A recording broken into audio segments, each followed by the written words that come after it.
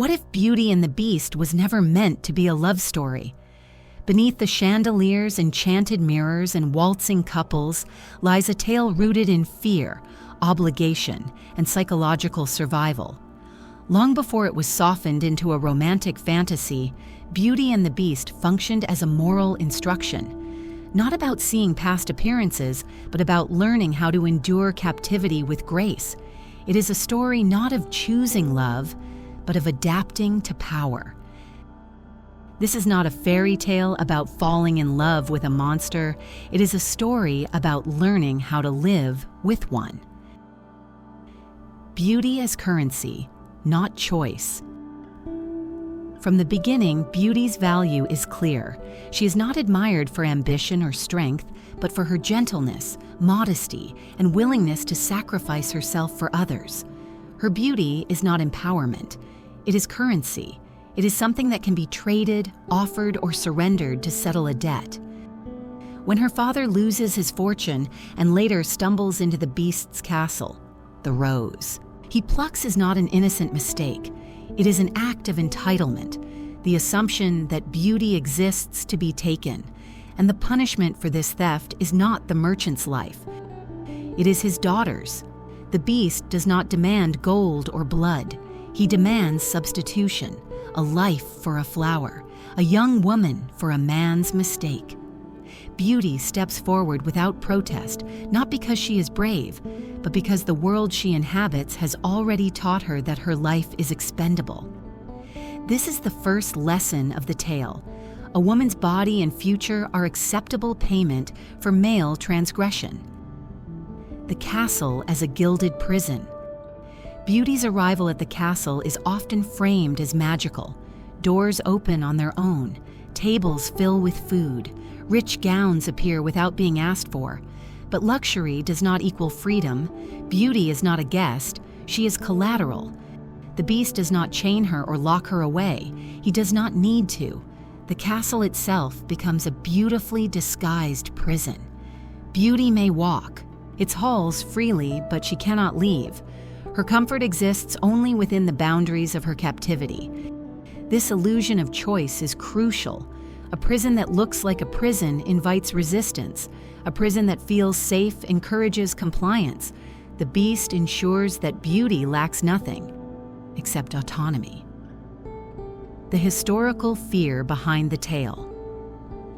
To understand this story fully, it is necessary to understand the time in which it was written. The earliest versions of Beauty and the Beast emerged in 18th century Europe, a world where young women were routinely married off to men they had never met, often much older, often chosen for wealth rather than affection. For many girls, marriage itself was the monster. The story was not written to entertain children, it was written to prepare daughters. It functioned as psychological instruction. You may be afraid, you may feel trapped, but if you are patient, obedient, and kind, the man you are given might soften over time. Beauty's fear mirrors. The fear of brides entering unfamiliar homes with unfamiliar husbands, expected to suppress their terror and transform discomfort into devotion. The Beast's ugliness is not merely physical. It represents emotional distance, authority, and power imbalance. The tale does not promise happiness, it promises survival.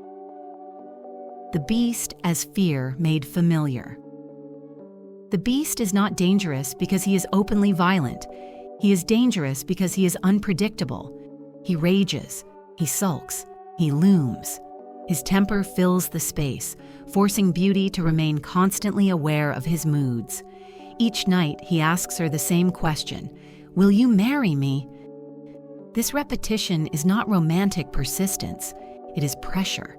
Beauty must refuse him carefully, not harshly, not definitively, not in a way that might provoke humiliation or rage. Over time, she learns how to manage him, how to soften her words, how to keep him calm. She becomes responsible for his emotional stability.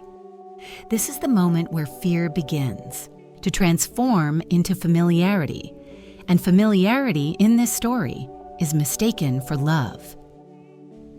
Emotional labor and invisible sacrifice. One of the darkest truths of Beauty and the Beast is the emotional labor Beauty performs. She listens to the Beast's loneliness. She absorbs his anger. She reassures him without ever demanding accountability or change. Her kindness is not optional. It is survival. The story praises her for this. Her virtue is measured by how well she soothes the Beast's suffering, even though she did not cause it. She is never allowed to express her own fear fully. Her emotions must remain controlled so that his do not spiral. The Beast is never required to comfort Beauty. She must comfort him. This reinforces a brutal lesson that a woman's goodness lies in her ability to endure and redeem male suffering, regardless of the cost to herself. Love as adaptation, not desire. Beauty grows accustomed to the Beast. His presence becomes routine. His outbursts lessen. His loneliness becomes visible. What once terrified her becomes manageable. This is not love born of desire. It is love born of adaptation. Beauty convinces herself that the Beast is kind because believing otherwise would make her captivity unbearable. She reframes fear as compassion. She reframes endurance as devotion. This psychological shift is not weakness. It is a coping mechanism. The story's most unsettling truth is this: sometimes affection grows not from choice, but from necessity. The illusion of choice. When Beauty is allowed to return home, it is framed as generosity. In reality, it is a test. The Beast makes it clear that if she does not return, he will die. Her freedom is conditional. Her happiness is tethered to his survival. If she stays with her family, she kills him. If she returns, she sacrifices herself again. This is not agency. It is emotional coercion disguised as mercy.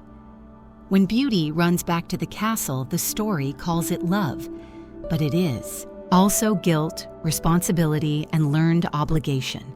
She has been taught that his life depends on her obedience. The rose as a symbol of ownership. The rose that begins the story is not romantic. It is symbolic of possession. The Beast's rose garden exists solely for him. When Beauty's father takes one, he violates a boundary, and Beauty becomes the living replacement. Like the rose, she is admired, enclosed, and preserved. She is beautiful, delicate, and expected to remain within designated boundaries. Even her freedom within the castle is ornamental. She is something to be looked at, not released. Transformation and reward. Only when Beauty declares her love does the Beast transform. The monster disappears. The curse lifts. The castle fills with light.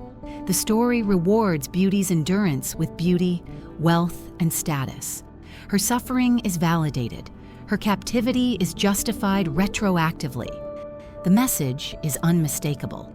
If you are patient enough, kind enough, quiet enough, even the monster will change. But the burden of transformation never belonged to the Beast. It belonged to Beauty. She had to adapt. He only had to wait. Why the story endures. Beauty and the Beast persists because it reflects a universal fear, the fear of being trapped in circumstances we cannot escape, and the hope that endurance will eventually be rewarded. It speaks to anyone who has stayed too long, softened themselves too much, or mistaken survival for love. The story offers a dangerous comfort that suffering has meaning if it leads to transformation. And yet beneath the magic and romance, it leaves us with an uncomfortable question. If Beauty had been free to leave at any time, would she ever have returned?